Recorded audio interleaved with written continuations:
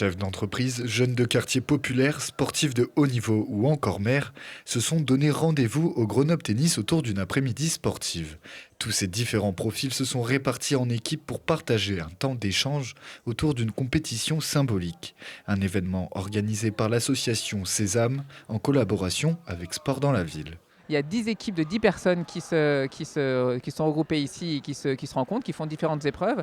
Chaque équipe est constituée de tous ces acteurs différents, à la fois des jeunes, des chefs d'entreprise, des salariés, des sportifs. Voilà, c'était vraiment l'objectif de se dire comment vis-à-vis de ces jeunes, on peut venir faire ces activités avec eux et puis mieux se connaître, parce que quand on se connaît mieux, on se comprend mieux et comme ça on peut aussi mieux les accompagner de leur entrée dans la vie. Un moment d'union et de partage pour les 100 participants qui s'affronteront autour de 10 épreuves en lien avec les Jeux paralympiques 2024. Une présence pleine de sens pour Halim Latrèche, médaillé aux Jeux paralympiques de Londres et d'Athènes en escrime.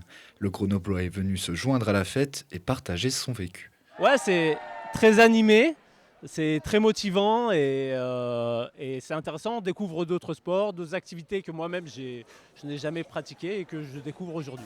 Comme j'ai pu participer aux Jeux en escrime, du coup je vais partager mon parcours notamment aux jeunes et avec les personnes avec qui on va échanger aujourd'hui. Des échanges autour d'activités diverses et variées telles que le cécifoot ou le tennis-chaise. Des activités handisport ou pouvant être pratiquées par des personnes en situation de handicap. De mettre l'handisport en avant, mais aussi de se mettre dans une position dans laquelle on n'a pas l'habitude d'être et de mettre un peu tout le monde au même niveau, parce que c'est des gens qui viennent d'univers et d'horizons très divers et variés, et que vivre ensemble une expérience très nouvelle, ça permet de se rencontrer différemment.